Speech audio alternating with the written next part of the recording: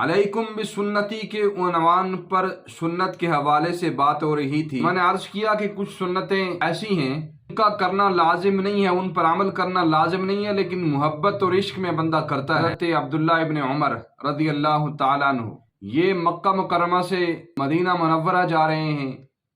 یا مدینہ منورہ سے مکہ مکرمہ آ رہے ہیں،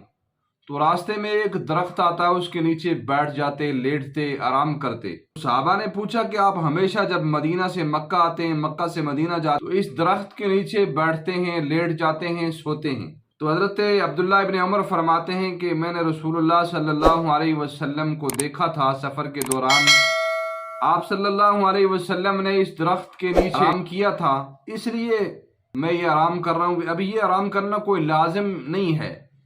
لیکن حضرت عبداللہ ابن عمر کی محبت ہے کہ آپ جب بھی جاتے ہیں اس درخت کے نیچے بیٹھتے ہیں، اور حضرت عبداللہ ابن عمر اس درخت کو پانی بھی لگایا کرتے تھے تاکہ یہ درخت سوکھ نہ جائے۔ دوران سفر ایک دفعہ ایسا بھی ہوا، حضرت عبداللہ ابن عمر ایک سائٹ پر چلے گئے، صحابہ کو کہا تھوڑی دیر یہاں رک جائیے، اور آپ ایک جگہ پر جا کر بیٹھ گئے، ایسے بیٹھے جسے قضائے حاجت کرتے، اور پھر اٹھ کر واپس آ گئے۔ صحابہ نے سوال کیا تو حضرت عبداللہ ابن عمر نے فرمایا کہ میں نے رسول اللہ صلی اللہ علیہ وسلم کو دیکھا تھا کہ آپ صلی اللہ علیہ وسلم اس پہاڑ کے ساتھ اس آؤٹ قضائے حاجت کر رہے تھے، اس لیے میں نے اس عمل کو زندہ کیا ہے۔ پیشاب کی حاجت نہیں تھی، لیکن نبی کی سنت کو، نبی کے اس عمل کا زندہ کیا۔ حضرت ابو ذر غفاری رضی اللہ تعالیٰ عنہ صحابی باغ کے اندر پانی لگا رہے تھے، انہیں نالی توڑ دی، ان کو غصہ آ گیا۔ غصے کے اندر اس سے پہلے کہ وہ اس کو ڈانٹتے، اس کو جھڑکتے، ان کے سامنے فوراً رسول اللہ صلی اللہ علیہ وسلم کا عمل آ گیا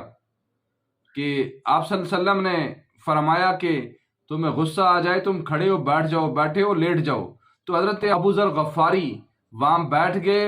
حالانکہ وہاں کیچڑ تھا، آپ کے کپڑے خراب ہو گئے، لیکن آپ نے نبی مکرم صلی اللہ علیہ وسلم کی سنت سے انحراف نہیں کیا اور وہاں غصہ نہیں کیا۔